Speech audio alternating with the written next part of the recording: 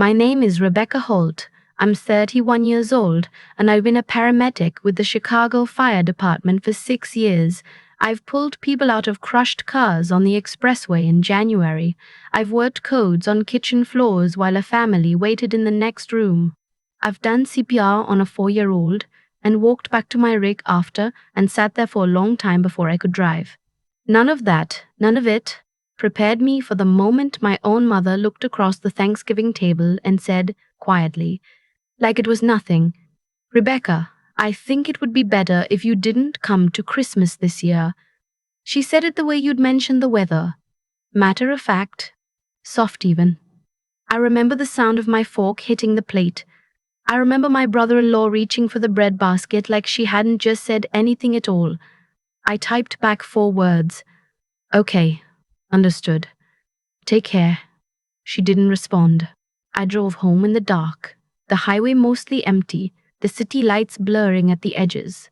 And I remember thinking, not crying, just thinking, that I had given that family every holiday, every vacation day, every uncomfortable silence I could manage for 31 years. And still it wasn't enough. I had never been enough. Not for them. But I had no idea that 3 weeks later, on a Tuesday afternoon, everything would change. I had no idea that the shift I was working that day would be the one I'd carry with me for the rest of my life. Not because of what I did, because of who remembered. I grew up in Naperville, about 30 miles outside the city. The kind of suburb where the lawns are even and the Christmas lights go up the day after Halloween and everyone's business stays mostly behind closed doors. My parents had 2 daughters, me and my older sister. My sister was the one who stayed. She went to the same community college as my mom, married a man from the neighborhood, bought a house 4 streets over from where we grew up. She had 2 kids before she was 28. I was the one who left, not because I wanted to be dramatic about it. I just knew from somewhere early on that the life waiting for me in that house wasn't mine. I was different in ways I didn't have words for yet. I wanted to be useful in a real way, immediate. I didn't want a desk. I didn't want small talk at block parties. I wanted to matter in the room where it counted most. So I went to paramedic school at 22, moved into a studio apartment in Logan Square and started over. My family didn't understand it. My mother, especially. She had this way of talking about my job at family gatherings, a particular tone she'd use, somewhere between polite and slightly embarrassed. "Rebecca does emergency work," she'd say. Like I sorted mail for the post office. My sister would nod, and the conversation would move on. My father was quieter about it, but the silence said the same thing. The truth is, I think my mother was proud of me somewhere she couldn't access. But pride doesn't pay the bills of her version of success, and I never fit the mold she'd built for us. No husband, no house in the suburbs, no kids she could mention at church. I still came home every holiday, every birthday. I brought wine, and I helped with dishes, and I laughed at my brother-in-law's jokes, and I held my tongue when my mother made comments about how I looked tired, or how it was a shame I hadn't met someone yet, or how my sister's husband got a promotion and wasn't that wonderful. I swallowed it all, every visit, until Thanksgiving, until the fork, until okay, understood, take care. I want to be clear about something. I didn't report to work that Tuesday looking for redemption. I wasn't waiting for the universe to balance anything out. I had worked 3 double shifts in a row because it was easier to be busy than to sit with what my mother said, and I was exhausted in the clean, useful way that hard work makes you. My partner that day was a man named Terry, who'd been at CFD for 20 years and made terrible coffee and was one of the best people I've ever known. We caught a call around 2 p.m. chest pains, commercial district on the near north side. An older man, 60-something, had collapsed in the lobby of an office building. By the time we got there, he was conscious but gray, sweating through his shirt, left arm locked up. Classic presentation. His name was Harold, and he told me this in a thin voice as I knelt beside him, 2 fingers on his wrist, the other hand already pulling the leads for the 12 lead.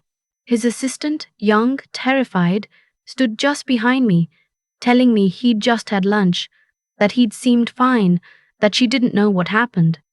I did my job. That's the only way I can explain it.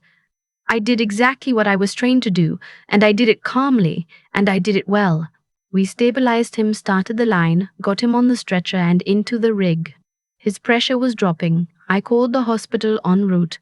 Terry drove. I kept Harold talking because keeping them conscious and talking is part of it, and also because Harold, even in that state, kept trying to apologize for the inconvenience. You're not an inconvenience, I told him. You're my entire afternoon. He made a sound that might have been a laugh. We handed him off at Northwestern. That was it. That's how it works. You hand them off and you go back out and you wait for the next call. You don't get to know the end of the story most of the time. You learn to make peace with that. I went back to the station. I drank Terry's bad coffee. I filed the paperwork. I went home and I slept for 10 hours. 6 days later, I was finishing a shift. A Tuesday again, late afternoon, the light going grey and flat outside the bay doors, when the station supervisor came and found me in the break room. You've got someone out front, he said. Says he knows you. I didn't recognize the man standing in the lobby. He was older, early 40s, in a good coat, and he was holding a paper bag from a bakery around the corner like he wasn't sure what to do with his hands. He introduced himself as the son of the man I'd worked on 6 days earlier. His name is Harold Brennan, he said. You probably see a lot of people. I did, but I remembered Harold. The grey face, the apologizing. He told me his father had had a widowmaker. That's what they called it. A full blockage of the left anterior descending artery, the kind with a survival rate most people don't know about because the ones who don't survive can't tell you. The cardiologist had told the family that the speed of the response, the quality of the initial intervention had made the difference. He's home, the son said. He went home yesterday. I didn't know what to say. This doesn't happen often, the family coming to find you. You're not supposed to need it, and mostly you don't.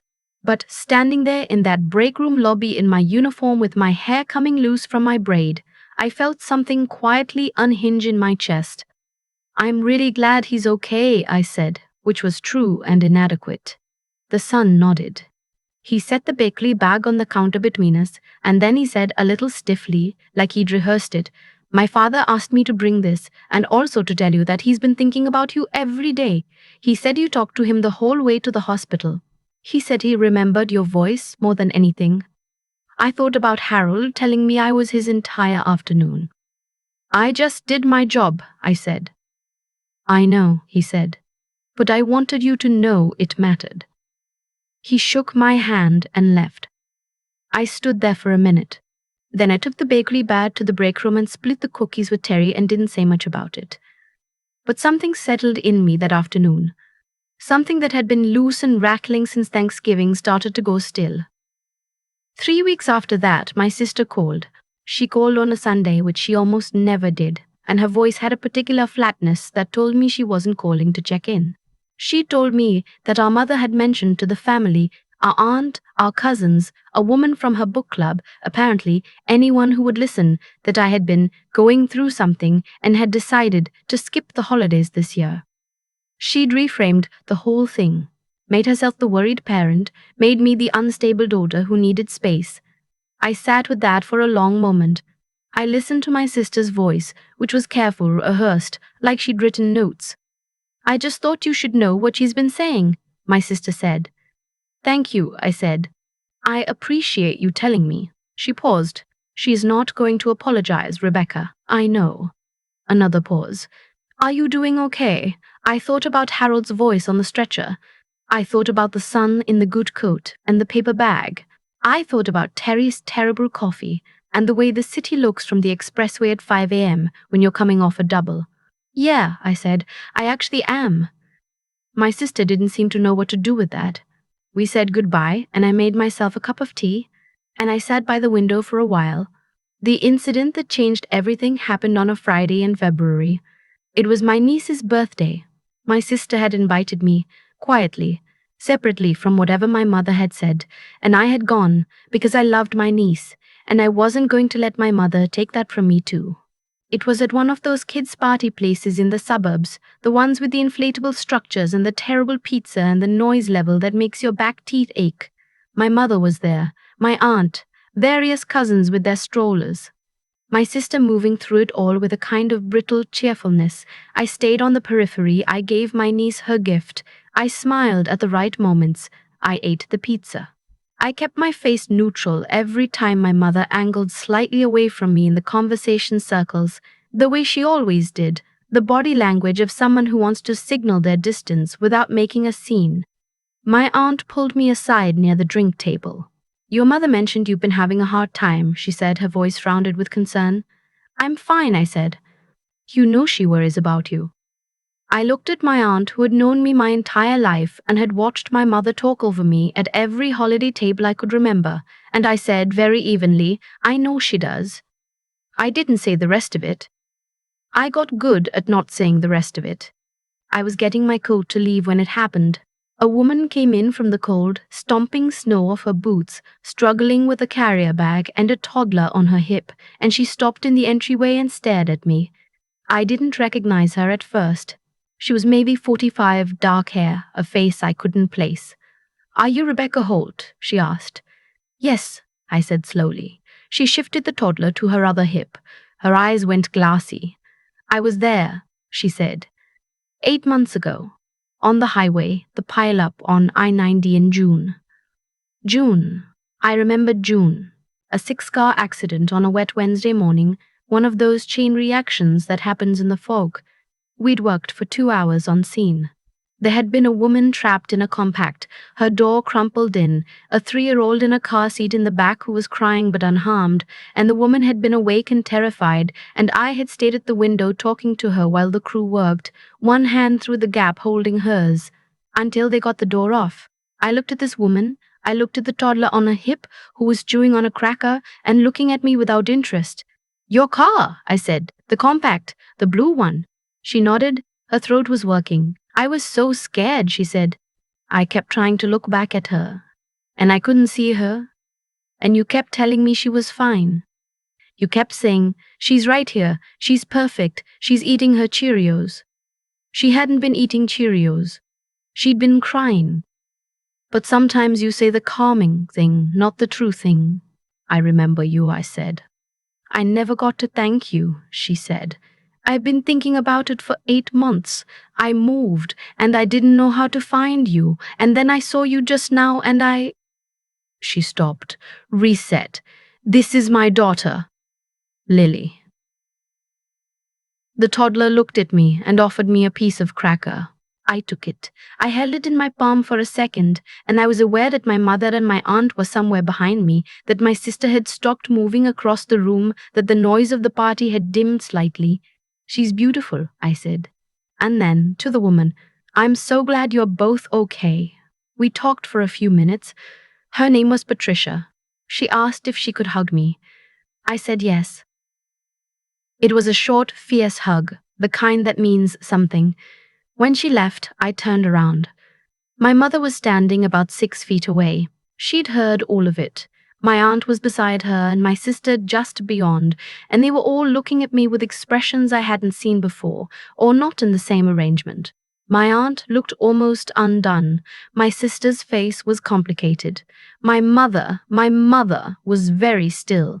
I didn't say anything. I picked up my coat from the hook and put it on. My mother took one step toward me, just one. Rebecca, she said. Her voice was different. Smaller. I looked at her. I waited.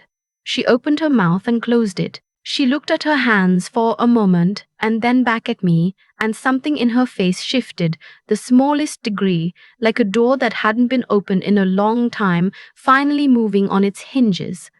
I didn't know, she said. It wasn't an apology. It was barely even a sentence, but I could hear what was underneath it. The admission, the recognizing. I stood there and I let myself feel it, just for a second. The weight of it. The long history of being the wrong daughter at the wrong table. And then I put on my coat and I said quietly, I know, Mom. I walked out into the February cold. The parking lot was gray and bright with snow. I sat in my car for a moment without starting it. I wasn't angry. I wasn't triumphant. I was something I didn't have a name for yet. Something that felt like the moment after you've been holding your breath for a very long time, and you finally stop. I thought about the 6 years of people I'd helped and never seen again. I thought about Harold apologizing from a stretcher. I thought about Lily handing me a piece of cracker. I thought about what I told my sister on the phone. Yeah, I actually am. I started the car. I drove back toward the city, the lights coming on in the early dark, the skyline low and familiar on the horizon. The radio played something I didn't pay attention to. The heat came up from the vents. I stayed in my lane. My mother called that night. I let it go to voicemail. I wasn't ready. I wasn't sure I'd be ready for a while, and I was done pretending that a single moment of recognition closed 20 years of doors that had been quietly shut in my face. But I listened to the message twice. She said she was sorry. She said it just like that, without decoration. She said she hadn't understood what I did, not really, and that she was sorry it had taken her this long. She sounded old. She sounded like my mother. I sat with the phone in my hand for a long time. I didn't call her back that night, but I saved the message. The week after, something unexpected arrived at the station, a formal letter on city letterhead, addressed to me specifically, recommending me for the CFD Excellence in Service Commendation, the department's highest civilian-facing award. The nomination had been filed by Harold Brennan's family, supplemented, I later found out, by a letter from Patricia, the woman from the highway accident in June, who had tracked down the station through the non-emergency line and asked who to write to. Terry read the letter over my shoulder and said, "Huh, good for you, Holt." That was about right.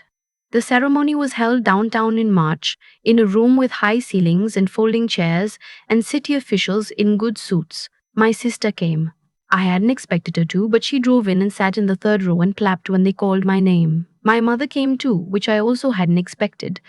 She sat beside my sister, her hands folded in her lap, and when I walked up to receive the commendation, I heard her, very quietly, say something to the woman next to her. I couldn't hear what it was, but she was looking at me when she said it, and her face was different than I'd ever seen it. Not pride exactly. Something harder and more honest than pride. Something like reckoning. After the ceremony, she found me in the hallway. We stood a little apart from each other, the way we always had. And she said, I should have come to more things. I said, yeah. She said, I'd like to change that if you'll let me. I looked at her for a moment. My mother, who was getting older, who had spent 30 years not understanding me, who had disinvited me from Christmas and then rewritten the story, and then been undone by a stranger in a party venue handing me a piece of cracker. My mother, who had left me a voicemail that I'd saved and listened to 6 more times. One thing at a time, I said. She nodded, she didn't push. That was new. I walked back into the room to find my sister, and my sister hugged me in that complicated way she had, the hug of a person who has been watching from the middle for a long time and is tired of it. I didn't hold it against her. We had our own years to sort through, and that was going to take time. But here's what I know now. Standing on the other side of all of it, I never did my job for recognition. I did it because at 22 years old in that paramedic classroom, I finally found the place where my particular kind of being useful made sense. Where the thing I had, that particular calm, that ability to hold on in the room where everyone else is losing it, was exactly what was needed. I found my people in uniform, in the rig, in the handoffs and the briefings, and the terrible break room coffee and the long silences after bad calls. I found my family there, if I'm being honest. Before I found anything with my actual one. The thing about belonging to people who don't know how to claim you is that you spend a lot of years trying to be small enough to fit. You trim yourself down. You leave your best parts at the door because they make people uncomfortable. You get very good at arriving and departing without taking up too much space, and then one day someone hands you a piece of cracker and looks at you like you hung the moon. And the man with a paper bag from a bakery shakes your hand and says your voice is what he remembered. And the pilot, no, that's someone else's story. This is mine. I'm Rebecca Holt. I'm 31 years old. I'm a paramedic. I have a studio apartment in Logan Square and a very good partner named Teddy, and a commendation on my wall and a voicemail I've saved for 6 months. I have a mother who is learning slowly what it means to see me, and I have enough finally to know that I always did. I've been thinking about cause and effect a lot lately, not in some grand cosmic sense, just the plain, quiet version of it, the idea that what you put into the world doesn't disappear, it lands somewhere. Sometimes it lands years later, in a hallway, in a parking lot, in the hands of a toddler offering you a piece of cracker. For a long time, I thought doing good work in silence meant the work would stay silent forever. That's what my family seemed to confirm over and over. Nobody asked about the calls. Nobody asked how I was after a hard shift. My mother could tell her book club I was going through something without ever once calling to find out what that something was. I let that teach me something wrong, that invisibility was just the cost of being me, that the people who should see you won't, and that's the end of the sentence. But here's what I know now. The sentence doesn't end there. Harold didn't have to send his son to the station. Patricia didn't have to track down a non-emergency line and write a letter to someone she'd never met again. They did those things because something real had passed between us, and real things don't evaporate just because no one in your family witnessed them. That's the part I kept getting wrong. I was looking for proof of my worth in the one place it was never going to come from, and meanwhile the proof was accumulating somewhere else entirely, in the lives I'd actually touched, in the people who remembered my voice. I think about the version of me that almost didn't go to my niece's birthday party, the version that stayed home because it was easier than standing in a room with my mother's careful distance and my aunt's secondhand concern. That version would have missed Patricia walking through the door with Lily on her hip, would have missed the thing that finally cracked something open in my mother's face, and I wouldn't have blamed that version of me for staying home. There's only so many times you can walk into a room where you're tolerated before you stop walking in. But I went. Not for my mother. For my niece, who is 7 and has nothing to do with any of this, and who deserved to have me there. That's a small decision. It's not heroic, but small decisions made from the right place, from love, from integrity, from the refusal to let other people's smallness make you smaller. Those decisions have a way of compounding. They build something even when you can't see it happening. The commendation on my wall didn't change who I am. I was already that person before March, before the ceremony, before my mother sat in the 3rd row and said something quiet to the woman beside her. The work was already done. What changed was that she finally saw it. And I learned that you can't force that moment. You can't manufacture it or engineer it or will it into being. You just have to keep doing the work, keep showing up for the right reasons, keep being exactly who you are in every room, even the rooms that don't deserve you yet. That's the only thing I know for certain. Integrity is its own reward, and it's also, eventually, its own evidence. You don't have to argue your case. You just have to live it long enough for the truth to find its own way into the light. I saved my mother's voicemail. I've listened to it more times than I'd like to admit. She said she was sorry. She said it plainly. That matters to me. Not because it fixes everything, it doesn't, but because it's honest. And honestly from her is something I waited 31 years for. I'm not going to take that for granted. One thing at a time. That's what I told her in the hallway. I meant it then. I still mean it now.